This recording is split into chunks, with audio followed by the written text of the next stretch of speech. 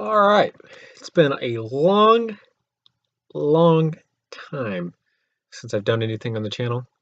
And first and foremost, I'd like to apologize for that. I know you guys always love when I put content out there, and I apologize that I haven't put any recent content out there. And the content that I have putting out there is not what most of my subs are here for.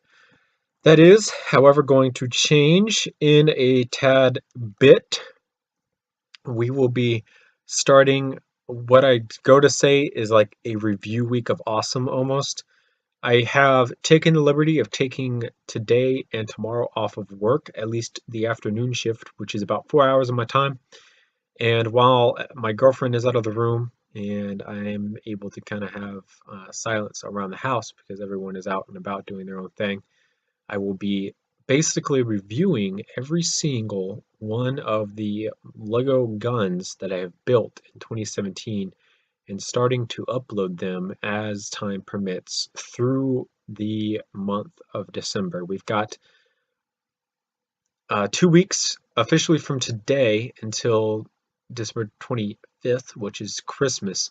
I hope to be through all of them by then, but even if I release one a day, I don't think we'll get there. And I really don't want to do them all at once because not everyone's going to watch them all at once. But, excuse me, I would really like to get through all the models before 2018 because this is going to go into the folder labeled 2017 MOCs. But anyhow, that said, a couple different updates about my life going through. My girlfriend is basically living with me now, so I really don't do a lot. There is a lot in life that has just kind of I don't want to say gotten in the way, but there's a lot of other stuff that I have to do before I can really get around to doing this. Generally speaking, around this time of year, I do hit a low point in not wanting to really build anything. I think the last gun mock that I actually built was Ashes loadout for Rainbow Six Siege. So quite an old mock of mine, but anyhow, what we'll be doing now is going over something that's been kind of hanging around the channel. I had a video uploaded for it. That video got cut off at the end, which I didn't realize till I uploaded it.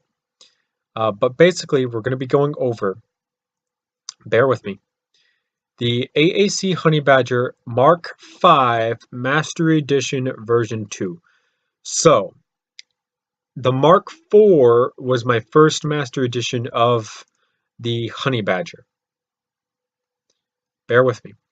The Mark V is an improved version of the Mark IV, but it is my second Master Edition, so it gets Master Edition version 2. So there's slight differences there. So basically, this was something very early on in the year that I did. The only real updates to this are basically right through here. The magwell has been extended out to 5 studs wide to accept a 3-stud wide magazine.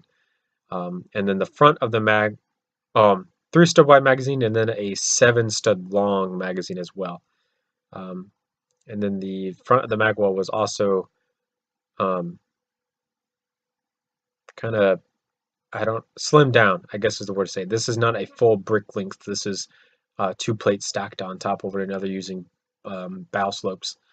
But yeah, I've used this color scheme, I think, once before. It works pretty well for what it is. This is like a pistachio or a cool mint green, dark gray, and then black highlights along with it, and then the silver bolt and charging handle. But anywho, this is the physical model. This is what I have so far. So let's just kind of get over it. Standard grip. Pretty basic. It's just a 4-stud wide grip. It's rounded on both sides to be as comfortable as possible. Standard trigger. This is a brick built trigger, not a Technic built one. This is in the pulled position, as you can see. Rubber band comes around the back and then comes up and swoops over to attach to the fire selector. Fire selector is a 3-position fire selector, safe, semi-auto, full auto. This side over here is shortened. You can see that this Technic half pin bushing here is only 2 studs long, and this side is 3 studs long. That's because when your trigger finger is resting here and in the semi position, it doesn't get in the way of your trigger finger. Magazine release is here. Standard M4 magazine release. You push in on this button as need be, and it comes out on this side. It's just a Technic axle piece that swoops in like so. This is a 7 stud long magazine by 3 studs wide into a 5 stud wide magazine well. It's really nothing more than that, basically. Bolt catch is here. It's a standard L-shaped bolt catch. It does not automatically deploy when your charging handle is pulled back. You must manually put it in place. The stock is a standard Honey Badger styled stock. Basically, this little lever right here, there's this little locking hole here and here.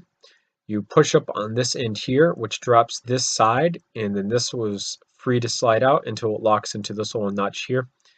It's a 2-position stock. This is the shortest position. You can put it into a longer position as need be later. This is a pretty standard upper receiver that I've started to use for now. This uses headlight bricks, which are these pieces, and then these types of pieces to form the ability to use cheese slopes on top and bottom for the curve without it being too overcomplicated. Ooh, one moment, please. I just got a text message from... Okay, I will do that later. It's pretty standard right now. Dust cover here, it is not automatic. You just pull it down as you go. Brass deflector here using bow slopes. Ambidextrous charging handle. It's in the middle. It's really just always been ambidextrous. You just pull it as needed. Bolt and charging handle are separate from one another. As you can see, I'm using the connected selector tool to show this. So you can pull the charging handle and bolt back. You can engage the bolt catch here and then push the charging handle forward, and the bolt will still be locked back, which is nice. The front handguard and suppressor of the Honey Badger are kind of, I want to say, my main highlight of this model. This entire handguard is split into 2 sections, a top and a bottom. This entire top section is actually upside down to fit a 4 wide suppressor using cylinder pieces in here. This is honestly pretty cool. I really like that I was able to do this because you get the full suppressor look in here, but without the like really bulky